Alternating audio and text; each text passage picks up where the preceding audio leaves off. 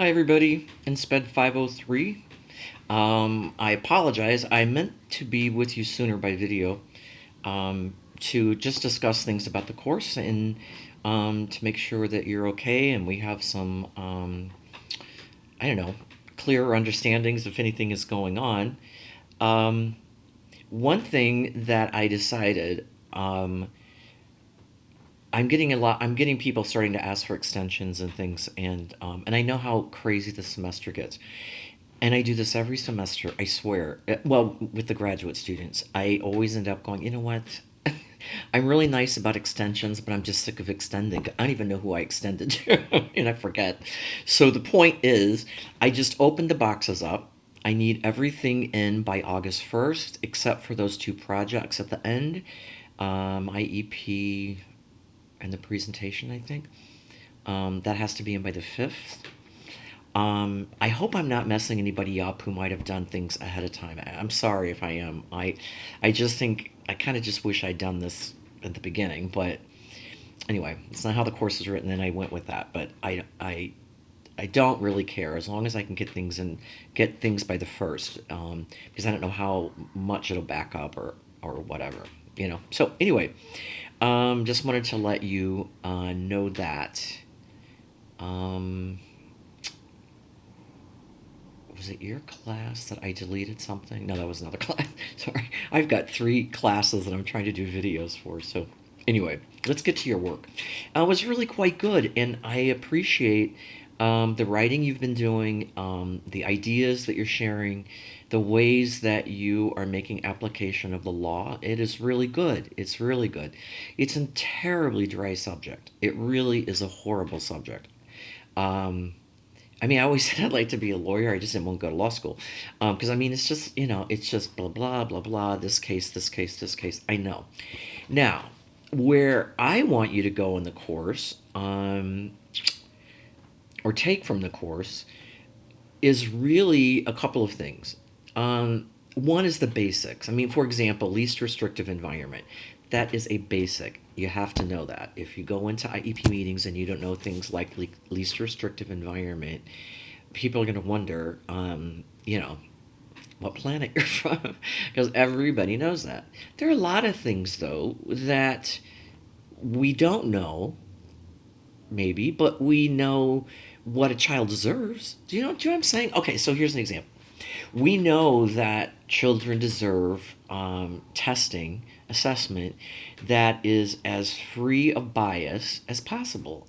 And somehow you just get this feeling that this testing is biased. Like maybe it's like normed on middle class white kids or something, and you've got a Native American kid from a poor community. I don't know, I'm just making that up. But my point is, you know the law enough that you know to take action.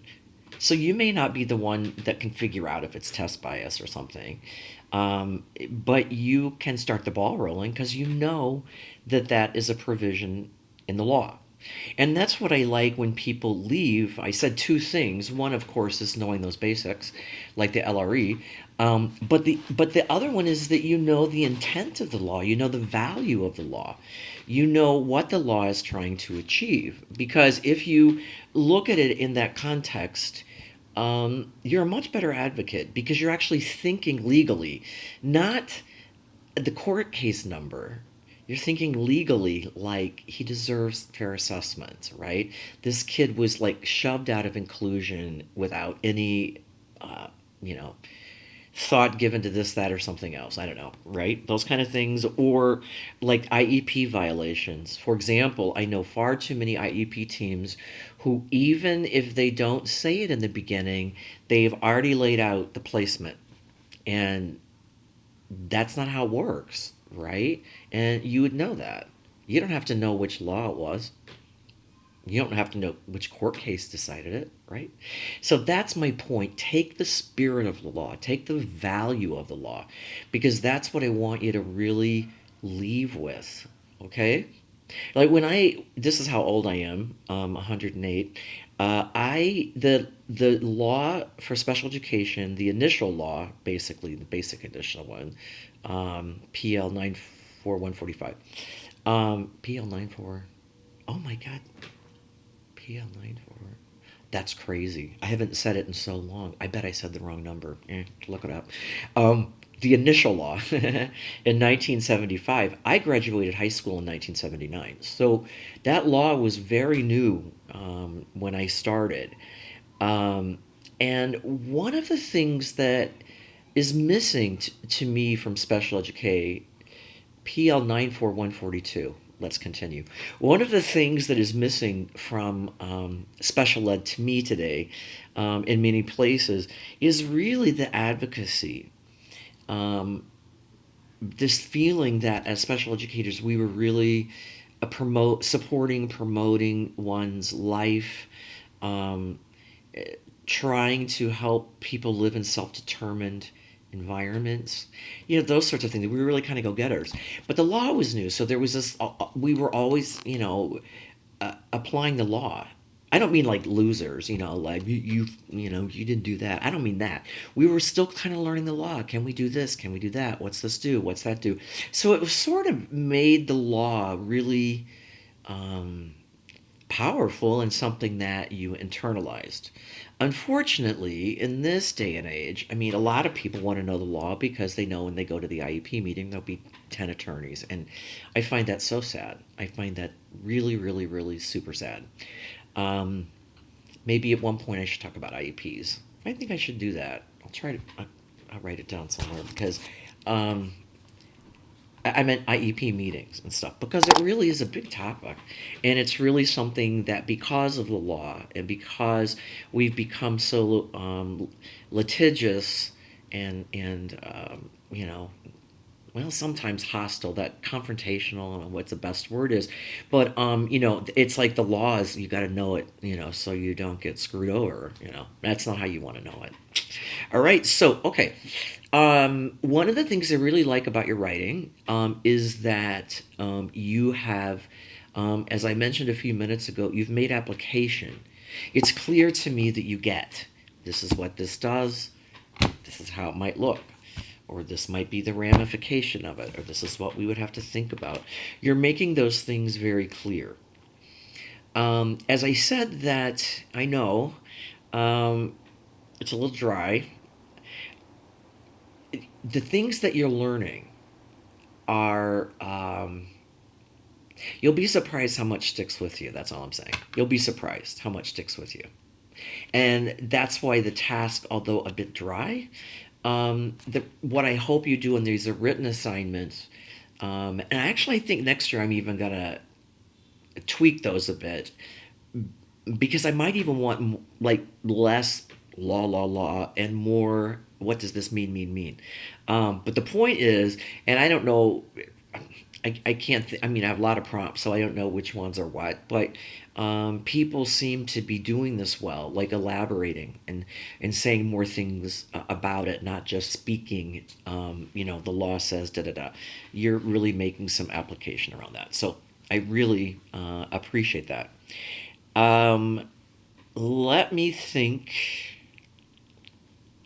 if there's anything. Oh, I told you I added all those. I just added a whole bunch of junk. And I'll tell you, sometimes, you know, it's a learning exercise for professors when we just make assumptions. When I wrote that syllabus, I don't know, a couple of years ago, last year. Anyway, as I recall, it was like 5 peer-reviewed articles or something. Do you know how hard that is to find? I was looking for articles and I was like, oh my god, there just wasn't that much written on it like the way I thought. Like I thought if you put in, child find plus poverty or something, there'd be like 50 articles or something. There's like one and it's from 1990 or something. So I learned a lesson, and that's why I said just forget about the APA. Like I mean, just tell me where you got stuff. For example, if you're really quoting something from Yale, just in a parenthesis, just say Yale or something in the page number or whatever, just so I know what you're quoting. That's all. But yeah, I don't care about the other APA part of it, um, because as I said, when I saw that, I some of the articles really aren't that good. Some are. I think I put a few links up to the websites, but what I realized is what I tried to put up, I found was probably far more useful than a peer-reviewed article. So that's why I made that change. So I hope that's helpful. Um, oh, and I should have gone back and read up on the assignment that you did, the ethics assignment, landmines, and why can't I find it? I'm just looking here. Um, why can't I find this? All right, folks, bear with me. Maybe I won't find it. Oh, here it is. Um, one more second.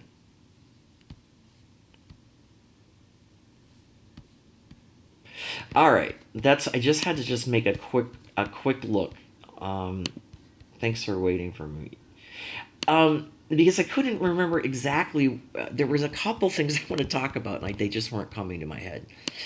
Uh, First of all, I really enjoyed reading about your thoughts on cognitive shortcuts, on looking at the idea that you really gave a good explanations and good um, theories or theorizing on how there's bias in what we do.